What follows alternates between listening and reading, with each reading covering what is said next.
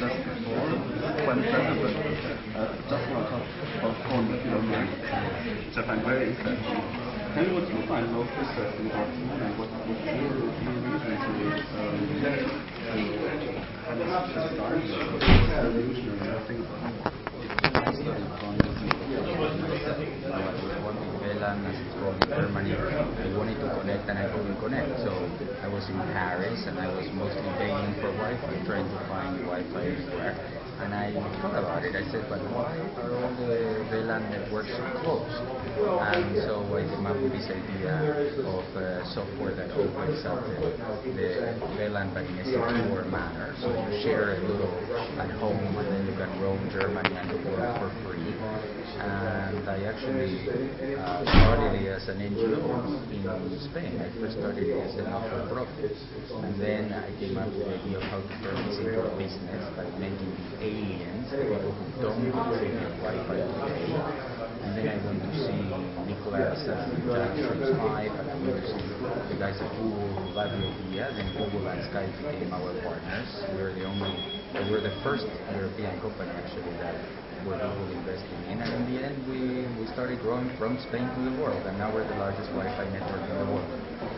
How large are you, and what's like the regional distribution of it? Do you have like places where it's almost crowded with FON hookups, or are there blind spots on the map? Tell me about the regional distribution.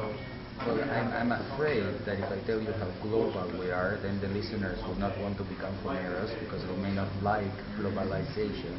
But let me say that in the case of FON, in which you share some bandwidth at home and roam the world for free, to be global is a good thing. So we're big in Japan, in Taiwan, in Korea, in Hong Kong. Germany, of course, we're the largest network now in Germany, the largest in Spain, the largest in Sweden, the largest in many other countries in Europe. We're second largest in France, we're third largest in the UK, we're third largest in the US, growing. So basically the US, the European Union, and the PAC ring, that's where we are. Second and third largest compared to what? To the commercial hotspot networks? Yes, for example, in Germany we're larger than Telecom, Wi-Fi commercial network. In the UK there's another network bigger than us that's called the Cloud. But we're catching up. In Spain we're larger than Telefonica, so we compare ourselves with the commercial networks because of we measure ourselves by the number of FON spots or hotspots. Okay.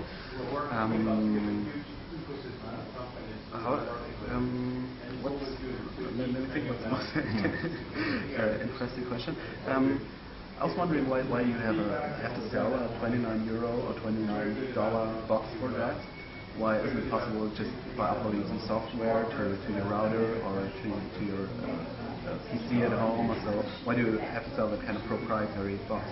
Make it a bit more commercial. No, I really wish we didn't have to sell this box because we lose a lot of money selling it, subsidize it. I really wish we didn't have to. Of course, there is a way to put the software into your router. But 90% of the people who try fail, and FON would be nowhere. And we tried, by the way, for eight difficult months.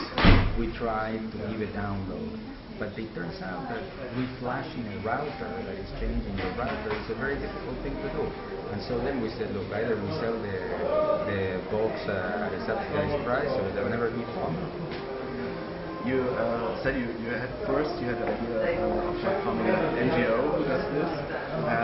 Now you're gonna commercial company. Why this kind of step? Why has it become commercial? Because it's really a good idea, but it's the best idea to do it non-commercial, I think. Yes, well, I think it's a combination. If you are a donor, you're a Linux, what we call a Linux fund, there's nothing commercial. You share, others share with you, and you never get paid or pay, or there's no money. So we created a not-for-profit environment that is funded by the profit environment of the aliens and the bills. So if you're a Linux, you're a great, great part of this. But there's people, I later found out, who try to build networks which were only Linux.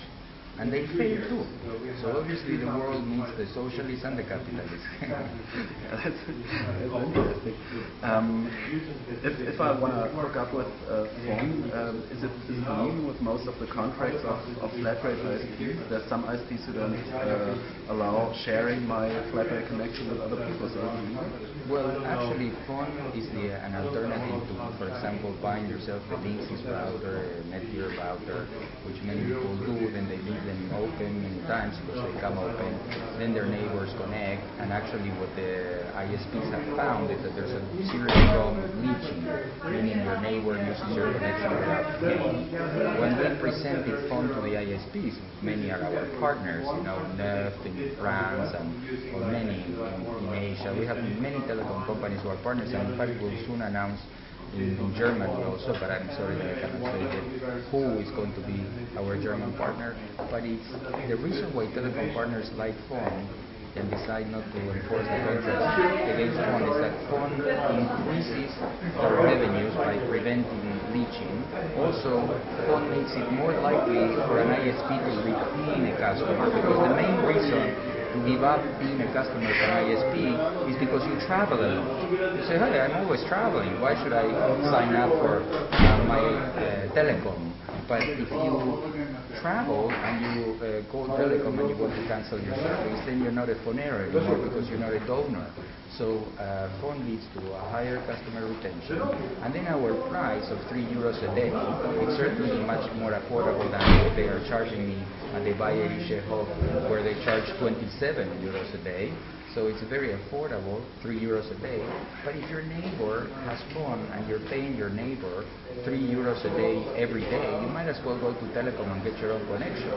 So we bring customers to telecom, we prevent leeching, and we decrease their churn or increase their retention. So in the end, the telecom operators who have studied us all over the world have concluded that actually FON increases their revenues.